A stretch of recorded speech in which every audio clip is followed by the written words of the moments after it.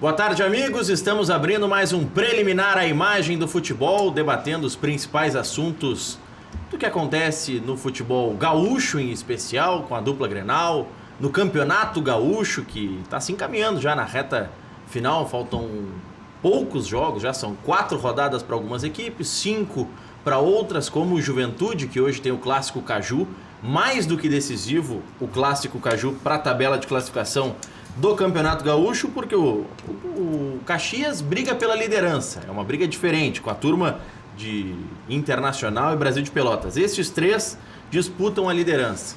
Na parte de baixo, o Juventude é o 9º colocado.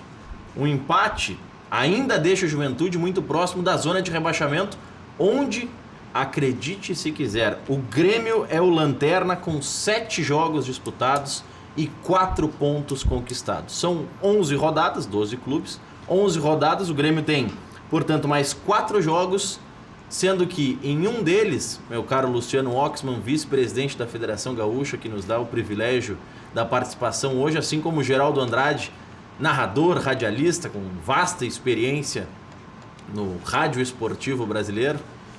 O Grêmio tem 4 pontos em 7 jogos, precisa talvez de 8, 9 pontos. Essa projeção ainda é um pouco nebulosa, mas em um jogo contra o Novo Hamburgo no próximo final de semana, o Renato afirma que vai utilizar a equipe reserva, pensando na Libertadores, e outro desses jogos é só o Clássico Grenal. Que bronca isso, hein, Luciano? Boa tarde. Boa tarde, Cristiano. Boa tarde, Geraldo. Prazer mais uma vez estar aqui com vocês. O funil apertou um pouco aí pro lado do Grêmio, né? O que demonstra também a qualidade aí do Campeonato Gaúcho desse ano, né? É uma situação que para nós também nós não podemos negar, enquanto dirigentes, que ela é muito atípica, né? Eu acho que ninguém esperava uma situação como essa. Eu me lembro de um ano passado, o Internacional passou uma situação de risco de não classificação aos 8, mas não terminou em 7º o Inter, mas não correu o risco do rebaixamento, e esse ano nós temos o Grêmio nessa situação, né? Eu acrescentaria nessa tua projeção que, além do Grenal fora, o Grêmio também vai ter um confronto direto com o próprio Juventude também no estádio do Caxias, e também um confronto direto com os outros 2 que estão à sua frente, que são São Paulo e Novo Hamburgo. Eu, particularmente, ouvi a manifestação do Renato com relação à escalação de sábado. Não convivo o dia a dia do Grêmio, evidentemente, nós não sabemos do seu planejamento, mas eu tenho um pouco de desconfiança dessa informação dele. Eu não acredito que o Grêmio no sábado vá jogar com seus reservas, não, até porque a mudança, o jogo naturalmente estava marcado para domingo. Se tu olhares a tabela, tu poderá confirmar essa informação. Havia um jogo, a projeção inicial era o Inter sábado e o Grêmio domingo. Havia um jogo do Internacional no sábado e o Grêmio no domingo, até porque há um espetáculo no Beira-Rio de música na terça-feira e tinha um problema de logística. E a pedido do Grêmio, na semana passada, a federação trabalhou insistentemente com todos os atores envolvidos nessa situação, e digo, a empresa detentora dos direitos de televisionamento, a empresa administradora do Beira-Rio, com a própria Comebol, nós trabalhamos alguma situação para tentar auxiliar nessa alteração de datas, e felizmente nós conseguimos passar esse jogo para sábado, atendendo um pedido do Grêmio. Então não sei até onde o Renato estava falando com o time misto, com o time misto. Não me parece que ele possa ir com o time alternativo ou misto para esse jogo do sábado, dada a importância dessa partida, e também por ter um tempo maior de recuperação para uma primeira partida de Libertadores, né? Então, vamos aguardar para ver o que acontece. Geraldo Andrade, boa tarde. Boa tarde, Maurício. Boa tarde, Luciano, conosco aqui. Eu vou um pouco mais adiante com relação a essa pergunta, essa colocação do Renato, porque também ele se manifestou com relação ao calendário da federação, do campeonato, com relação à Federação Gaúcha de Futebol. E você é vice-presidente da federação.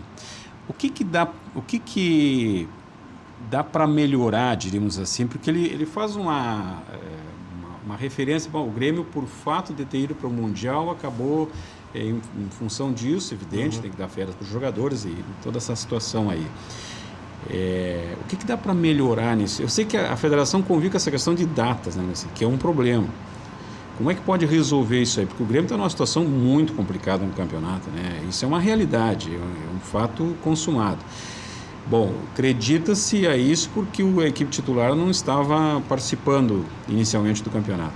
A federação, vamos dizer assim, poderia ser responsabilizada, entre aspas, ser responsabilizada numa situação como essa? Ou pode mudar alguma coisa de data em relação dos dois clubes do Rio Grande do Sul?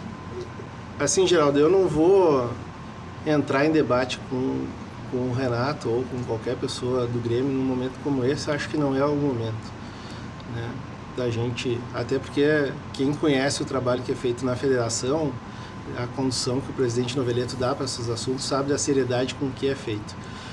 Eu acho que é importante ressaltar a ti e aos ouvintes que nós estamos num ano completamente atípico de calendário do Mundial, no sentido de que a Copa do Mundo vai fazer com que todas as competições maiores em nível mundial, elas tenham que parar no mês de junho.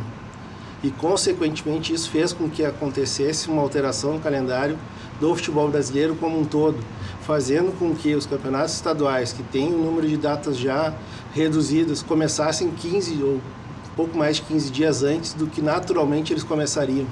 As datas previstas para o campeonato estadual começar, elas são a primeira semana de fevereiro. E esse ano, em razão desse calendário um pouco mais apertado, em razão da Copa do Mundo, se teve a necessidade de se iniciar no momento, na primeira quinzena, a partir da segunda quinzena de janeiro. Eu acho que essa terceirização da culpa não me parece ser muito justa, né? Mas tinham alternativas. O Grêmio, em nenhum momento anterior ao início da competição, nos procurou, nos pedindo o seguinte: quem sabe vocês começam a competição um pouco mais tarde. A lista da base, por exemplo, essa que foi feita até a sétima rodada, até o dia 10 de fevereiro, isso foi um pedido expresso do Grêmio para organizar o seu calendário.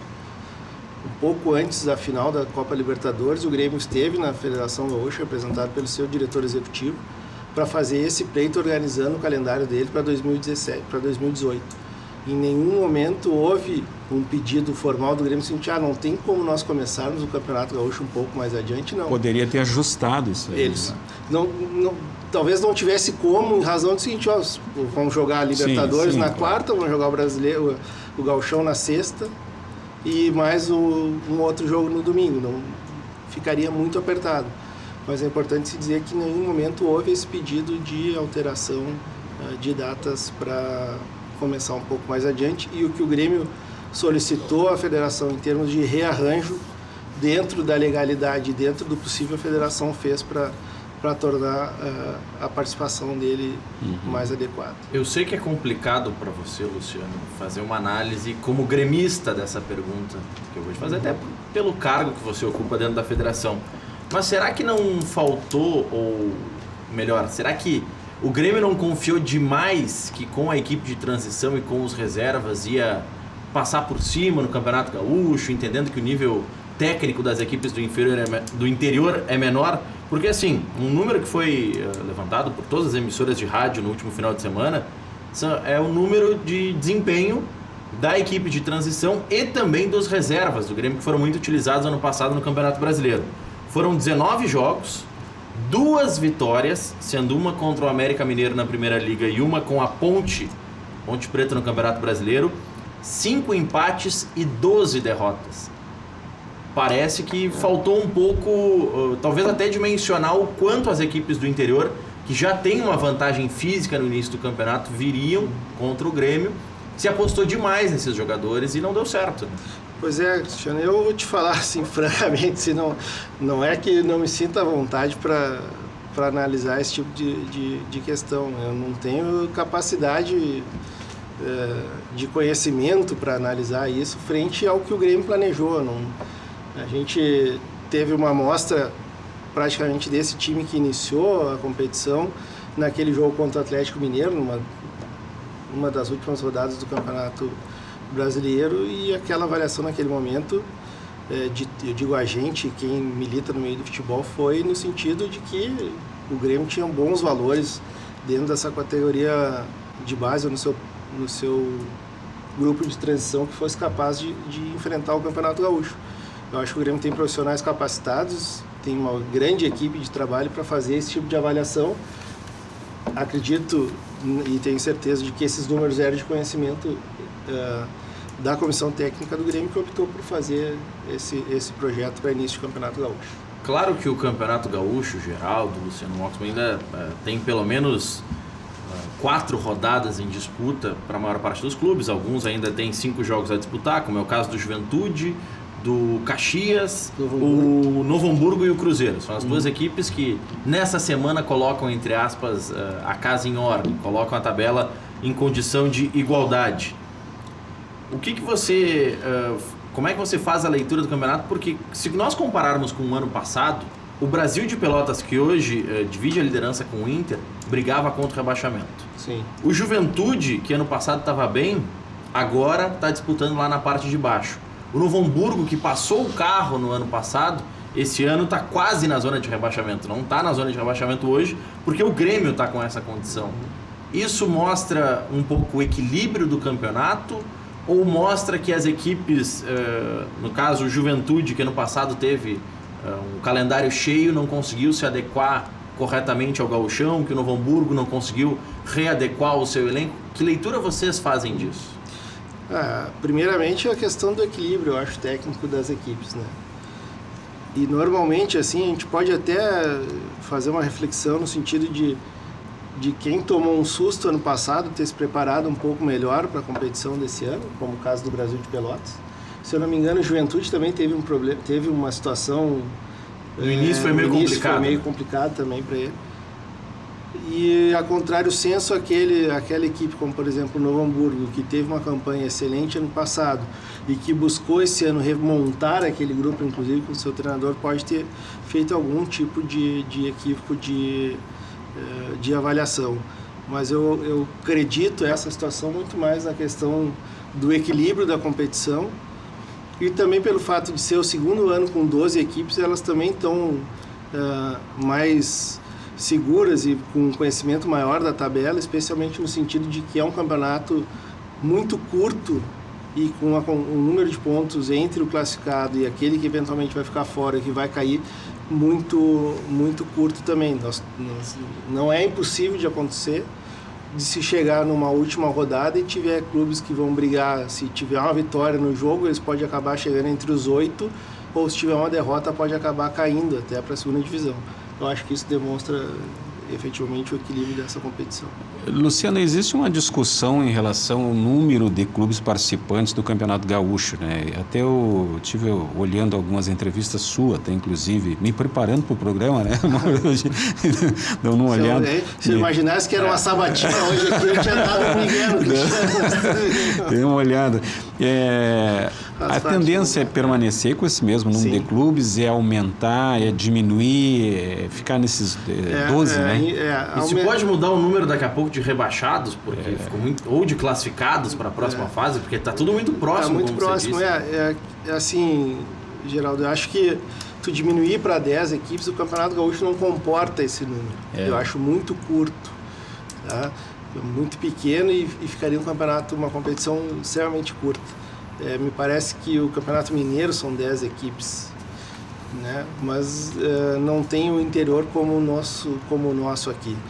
Esse número de 12 ele não surgiu da cabeça assim, de um momento que nós pegamos e não, vamos chegar a 12. Isso foi debatido, especialmente com os clubes e também com as empresas de televisionamento, para tornar a competição mais enxuta, valorizando estruturas, gramados e também uma atração, tornando o campeonato um pouco mais atraente. A questão dos classificados, nós debatemos muito isso internamente na Federação Gaúcha, porque historicamente com os 16 equipes se classificavam 8. E quando nós pegamos e fizemos aquele processo de redução gradativa dos 16 até chegar nesses 12, houve um debate interno nosso lá com relação à fórmula, no sentido de vamos diminuir o número de classificados, porque justamente de 12 tu classificar 8 fica um número extenso e pode fazer com que essa diferença de números ela fique muito próxima. E nesse momento e naquela ocasião a gente entende que isso torna a competição mais atraente até o seu final. Porque nós, indiscutivelmente, aqui a gente não precisa ter melindre e de querer tapar o sol com a peneira, que a gente não... ninguém é desinformado. A gente sabe que, via de regra, a Grêmio Internacional teria uma condição muito maior de chegar entre esses classificados. E se nós classificássemos, por exemplo, entre 4, nós teríamos 2 vagas para os clubes do interior, efetivamente. Tendo 2 equipes na Série B, um Brasil e o Juventude, que teoricamente também tem mais condições. E a competição daqui a pouco entre a 5ª, 6ª, 7ª rodada, ela podia estar terminada no sentido de classificação. Então, por isso que nós buscamos nesse primeiro momento, manter os 8 classificados para dar um pouco mais de emoção na competição, vamos dizer assim. Fazendo um exercício, Geraldo, até para o telespectador também refletir sobre isso, hoje, pegando a tabela hoje do Campeonato Gaúcho, do Campeonato Gaúcho 2018, o Inter tem 16 pontos, com 8 jogos disputados, o Brasil de Pelotas tem 16 pontos em 7 jogos, o Caxias tem 14 pontos em 6 jogos, pode assumir hoje a liderança. O Veranópolis tem 11 pontos em 7 partidas. Se fosse essa tabela de 4 classificados, classificariam-se até o Veranópolis. Então, nesse momento, ainda brigariam por essa 4ª vaga São José, que é o 5º com 11, São Luís, que é o 6º com 9, Avenida, o 7º com 9, e um pouco mais distante o Cruzeiro, que é o 8º com 7 pontos. Mas, de fato, se a gente colocar o Grêmio, que naturalmente estaria na primeira turma, nós teríamos como surpresa dos clubes que não estão em Série A e B do Campeonato Brasileiro, apenas o Caxias. Sim. Se a gente colocar o Grêmio na turma de cima, porque é a turma que o Grêmio pertence, teria essa dificuldade para os demais clubes que passariam a brigar só para não cair, né? Eu acho que eu vou falar francamente para vocês, eu fui até reticente com relação à classificação entre os 4, entre os 8. No primeiro momento eu disse, olha, eu acho que é muita gente para classificar. E depois fui convencido, especialmente na situação de uma emoção para o torcedor, porque a gente sabe que tu brigar por alguma coisa, no sentido seja contra o rebaixamento, que ninguém gosta, ou seja, principalmente a favor de uma classificação, ela te torna a competição mais atraente até essa última rodada, e eu acho que nesse sentido ela está indo bem. Agora, esse tipo de fórmula, ele acaba não valorizando só o Campeonato Gaúcho de alguma maneira, como valoriza muito a divisão de acesso também, né? Sim. Nós temos hoje na divisão de acesso o Lajadense, que várias vezes esteve na primeira divisão. Tivemos o Caxias o ano passado, acho que foi, retrasado. Né? Retrasado. Bom, temos na iminência aí de grandes clubes daqui a pouco. O Esportivo, Glória, exato. Ipiranga, Passo Fundo, Pelotas. O Brasil de Farroupilha é um eterno candidato a subir. O Brasil de Farroupilha teve uns 3 anos, eu acho, aí que deu uma beliscada muito forte de subir na última rodada. Pelotas também está, acho que uns 6 anos na divisão de acesso, né? O meu Guarani lá de Venâncio também está. O Guarani teve...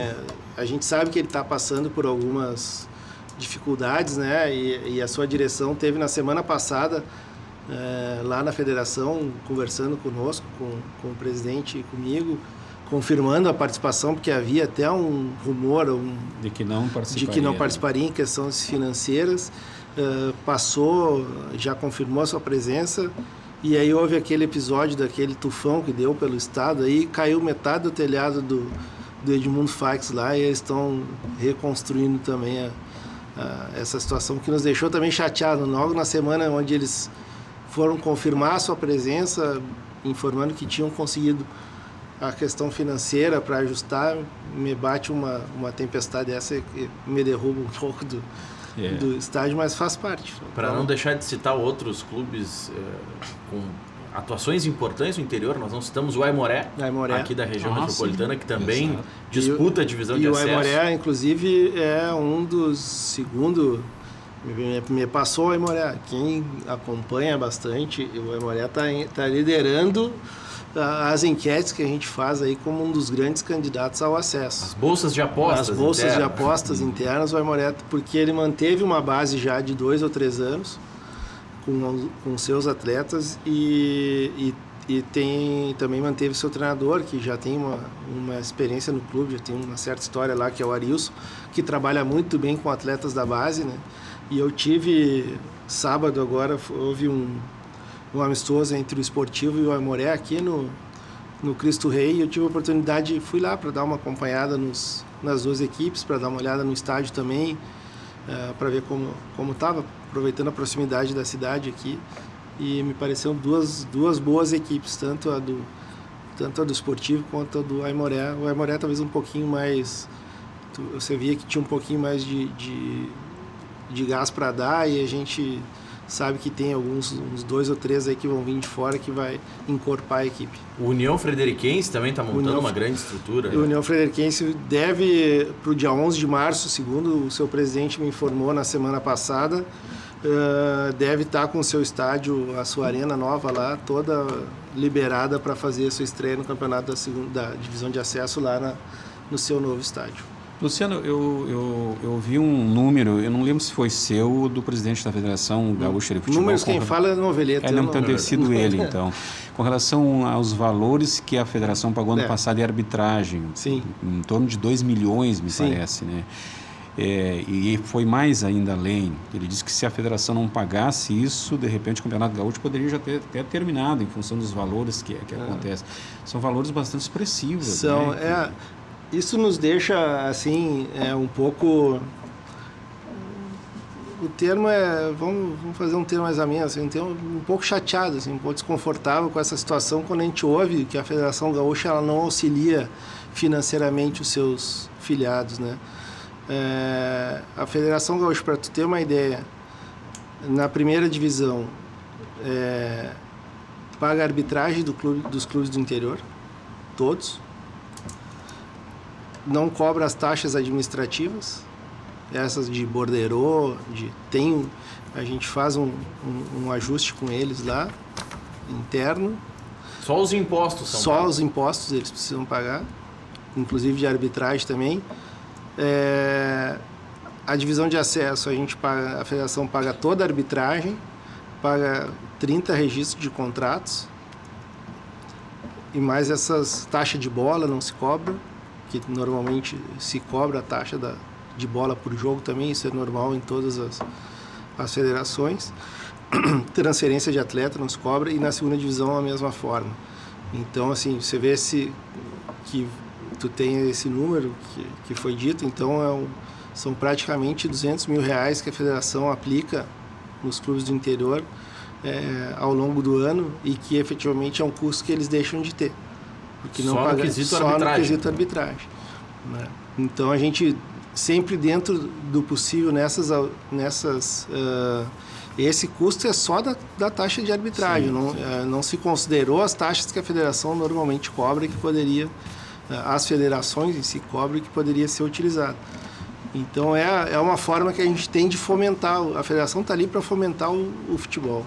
Né? E toda vez que eu me manifesto publicamente, eu me torno às vezes até meio chato, porque eu sempre conto uma história que aconteceu comigo lá em 2004, quando nós assumimos a federação, e que o presidente Noveleto me convidou para assistir um jogo que iniciava a segunda divisão nossa, entre o São Paulo de Rio Grande e o Cruzeiro.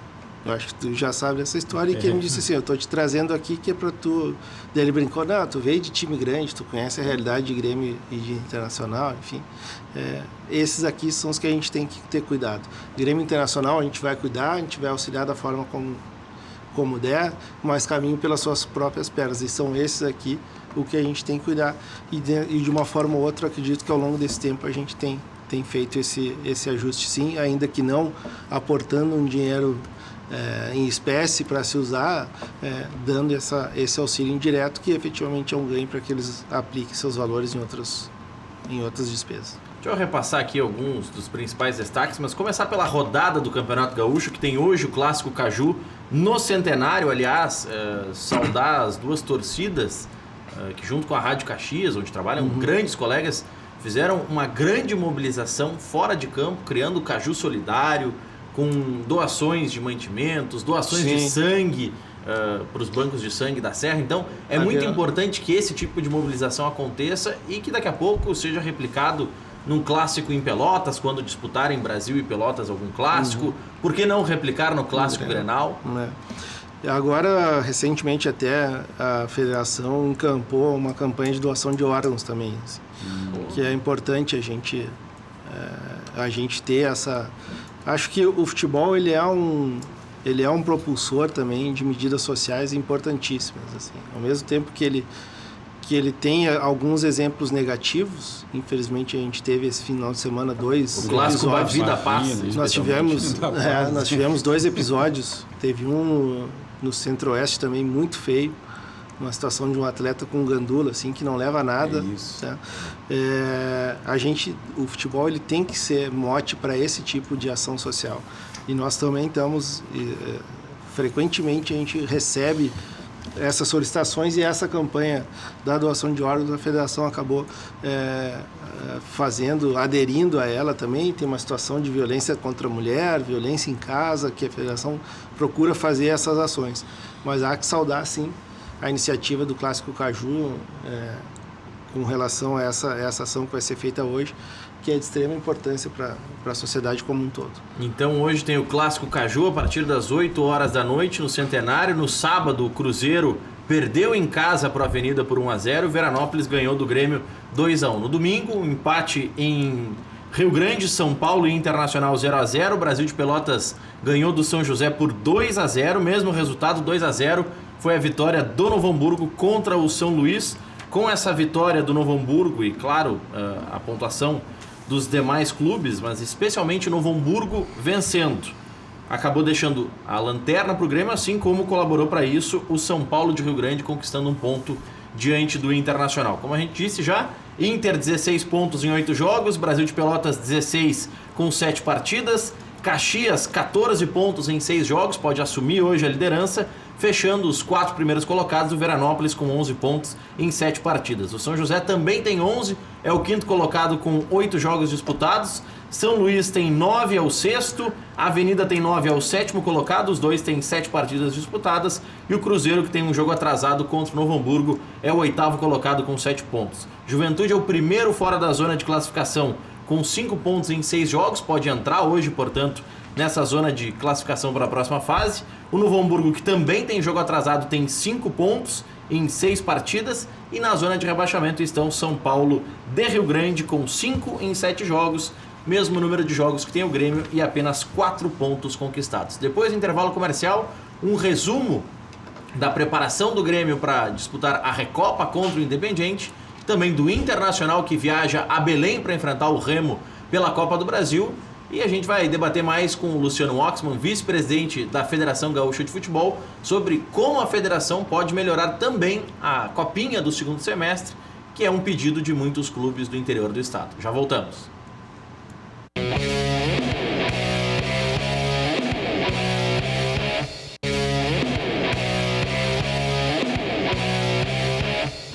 Uma e meia de volta com o preliminar à imagem do futebol, recebendo Luciano Oxman, vice-presidente da Federação Gaúcha de Futebol e futuro presidente da federação, que certamente em breve vai assumir esse cargo, nessa composição atual com o Francisco Novileto, atual presidente, e o Geraldo Andrade, narrador, com passagens pela Rádio Guaíba, com grande conhecimento também do nosso futebol do interior. Você que está em casa está perguntando, mas por que o Maurício está apresentando hoje o preliminar?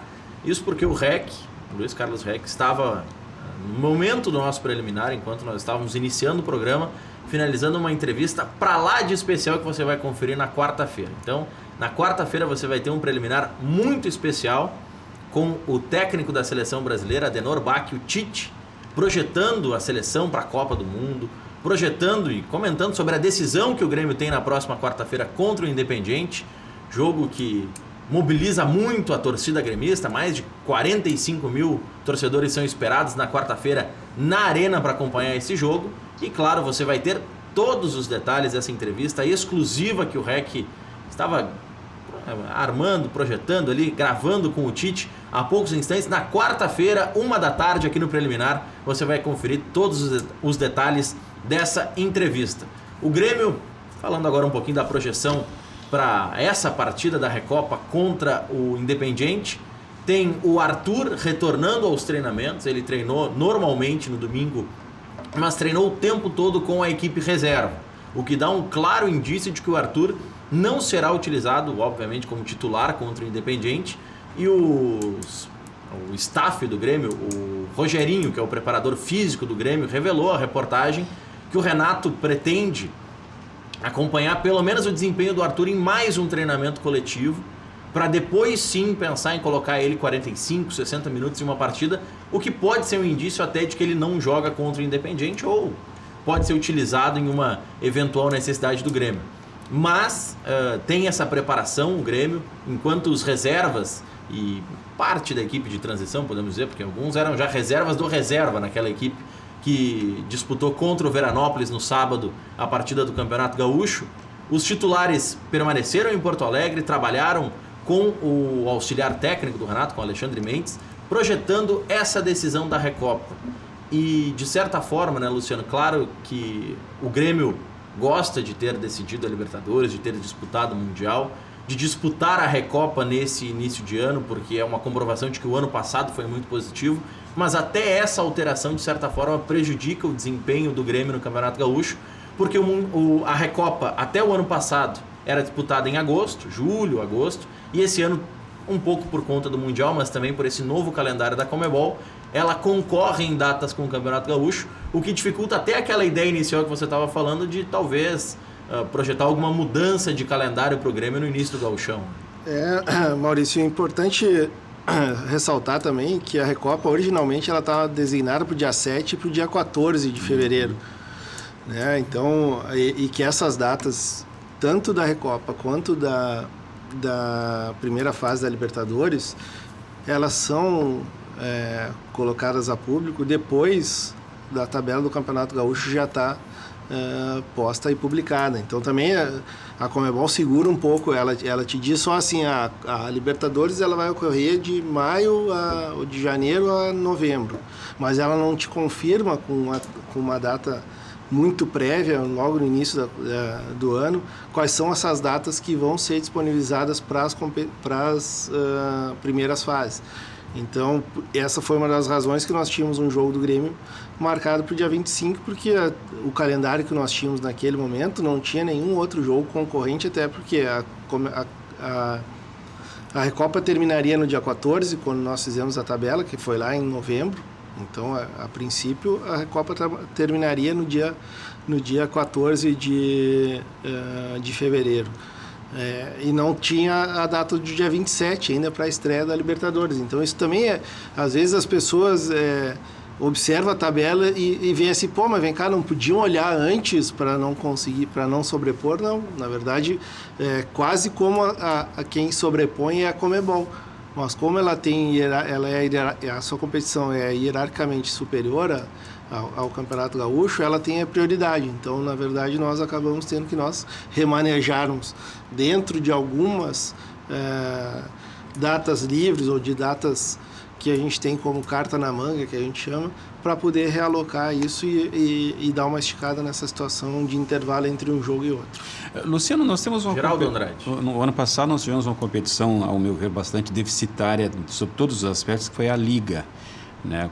Pela primeira vez, Liga. Primeira Liga, né? Foi meio que se adaptando assim durante o ano.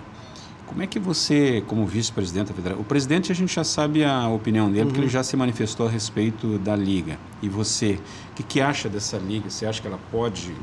Eu não sei nem se tem alguma previsão da Liga para esse ano, porque eu não vi nada até agora. Né? Na verdade, assim, logo que surgiu a situação da Liga, me pareceu um exagero, assim, num calendário que todo mundo já fala que é muito cheio, que é sobrecarregado de datas, sobrecarregado de jogos, ainda que você vai jogar com uma equipe de transição. É mais uma competição que tu vai ter que ter todo o teu staff em cima disso aí. Não me parece ser adequado se colocar uma nova competição dessa e que ela não te leva a princípio, a nada e a lugar nenhum, né? Houve, me parece, para as equipes menores, um valor que é considerável para elas em termos de televisão, mas não, conceitualmente, eu não sou contrário à criação de ligas. Desde que aquelas equipes que integrem uma liga, elas se adequem ao conceito da liga. Que é efetivamente assim, vamos nos abraçar, vamos andar. A gente, normalmente, quando se fala em liga, a primeira coisa que vem é a Liga Norte-Americana de Basquete, né? Que é competitiva, mas que elas têm o seu regramento interno lá, em termos de orçamento, em termos de repartição de valores. E aqui me parece que a liga ela implodiu muito também por parte disso. Não, peraí, eu quero mais dinheiro para mim, eu quero mais dinheiro para mim, eu quero mais dinheiro para mim. Isso não, mas eu acho que não, o calendário brasileiro hoje não tem cabimento se colocar mais uma competição como essa, que é diferente do que tem a Copa do Nordeste. Nada contra o Nordeste, mas eles têm um calendário talvez menor do que os clubes aqui do Centro-Sul, como a Copa Verde, né? Até e a porque, via de regra, eles não disputam Libertadores, por exemplo. Eles têm um calendário um pouco mais espaçado, mais flexível. E a Sul Minas vai sair, tá? E vai sair quando? Durante o período da Copa do Mundo. Depois do intervalo comercial, a gente vai abordar com o Luciano Oxman o quanto é ruim para a federação também esse resultado do Grêmio, porque muitos já começam com um burburinho, porque a federação tem que encostar nos árbitros, porque não pode deixar o Grêmio passar por isso, porque é um vexame. E isso aconteceu, está repercutindo muito nas redes sociais e a gente vai abordar depois do intervalo. Já voltamos. Durante o programa.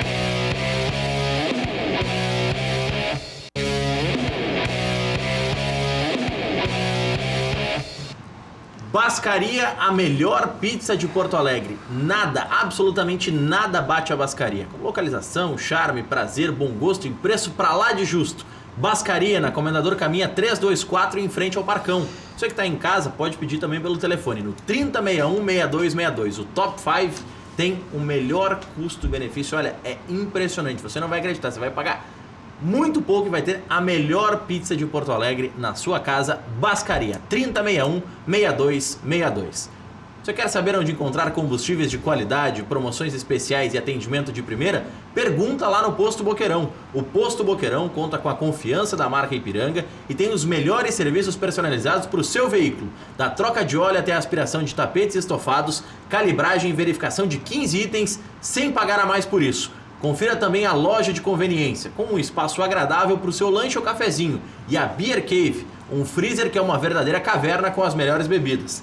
E atenção, você que é cliente do Posto Boqueirão, tá rolando o desafio. Responda a pergunta e seja contemplado com uma surpresa incrível.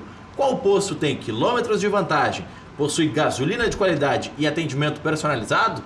Posto Boqueirão, é claro. Fica em Canoas, na Avenida Boqueirão, em frente ao Ginásio de Esportes SP, e também aqui em frente ao campus da UBRA, na Avenida Farroupilha, bem em frente ao campus da Universidade. Só para a gente não deixar de falar do Internacional, confirmadas já, e foram confirmadas no final de semana, as lesões de Danilo Fernandes e William Potker.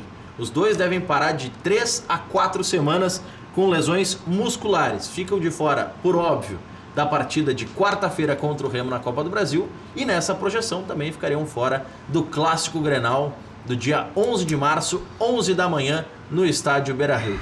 Luciano Oxman. Segue a cena das lesões dos goleiros, hein? Impressionante. Esse ano pode trocar o goleiro da lista. Pode. Esse ano pode. Esse ano já foi acrescentado no regulamento que pode ser realizada a troca de um dos goleiros, caso ele não tenha condições de retornar no Campeonato Gaúcho. Essa polêmica que surgiu nas redes sociais, o pessoal insinuando, a federação tem que encostar nos árbitros, tem que pegar leve com o Grêmio, que o Grêmio não pode cair. Como é que a federação se posiciona sobre isso? Assim, vou te falar francamente, falar para vocês abertamente. Fiquei sabendo dessa manifestação hoje através de ti, Cristiano, né? Eu sou um pouco avesso à questão das redes sociais. Eu acho que o absurdo, ele às vezes ele não precisa nem ser rebatido, né?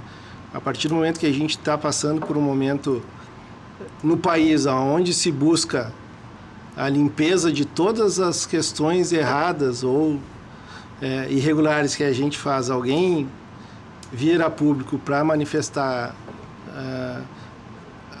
ou sugerir que alguém que está sentado numa cadeira de direção da federação, com as suas responsabilidades, tanto morais quanto legais, com a sua família por trás, sugerir que a gente faça algum tipo de situação, seja para beneficiar ou para prejudicar alguém, a gente fica até um pouco sem ter o que falar, especialmente quando isso vem de pessoas que são intimamente ligadas ao futebol, que conhecem o futebol e que principalmente conhecem as pessoas que estão dentro da Federação Gaúcha.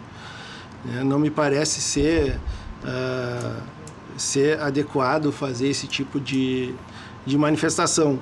Mas, ao mesmo tempo, a rede social e as pessoas elas têm que ser responsáveis por aquilo que falam, né? E também, quando você não tem o poder da caneta na sua mão e o poder decisório, é muito fácil a gente sentar na frente de um computador, na frente de um microfone e fazer aquela velha palavrinha assim, né? Não, mas se fosse eu lá, eu faria dessa forma. Então, senta lá, faça. Faça e veja o que vai acontecer. Agora, não sugira que as pessoas que estão diariamente e com seriedade organizando uma competição, seja para...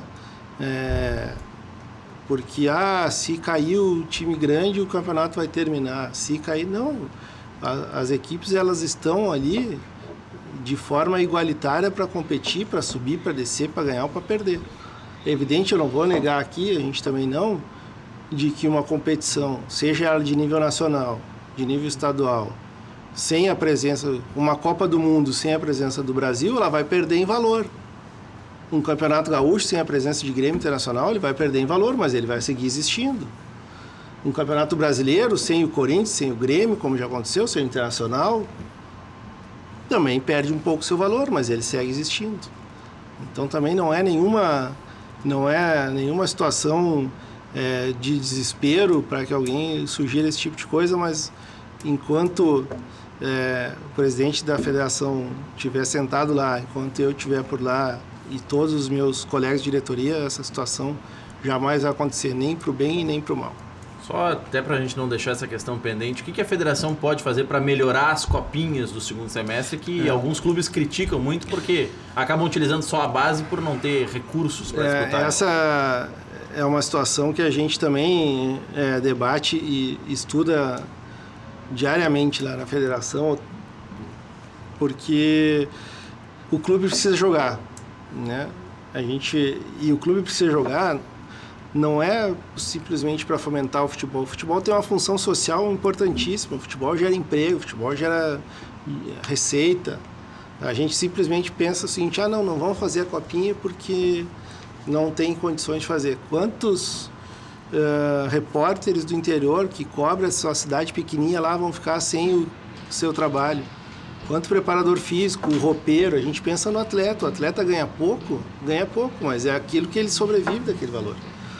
Melhor que ficar 6 meses parado. A gente, de uma forma ou outra, também faz custo free nessa Copa e busca fazer ela regionalizada. E muitas vezes, dentro do próprio congresso da competição, a gente ouve assim, não vamos fazer regionalizado porque eu não aguento mais jogar contra o time tal. Não, vamos fazer regionalizado porque diminui o custo de transporte, de viagem, essas coisas. A queima-roupa, porque estão subindo as letrinhas. Dupla Grenal disputa a segundona gaúcha, que é a terceira divisão. Já há uma definição sobre isso? Não disputa. Já há uma definição, não disputa. Já aconteceu o congresso, os dois não manifestaram interesse em participar. Obrigado, Luciano Oxman, Geraldo Andrade, a você pela audiência. 7 da noite tem o Cadeira Cativa. Boa tarde.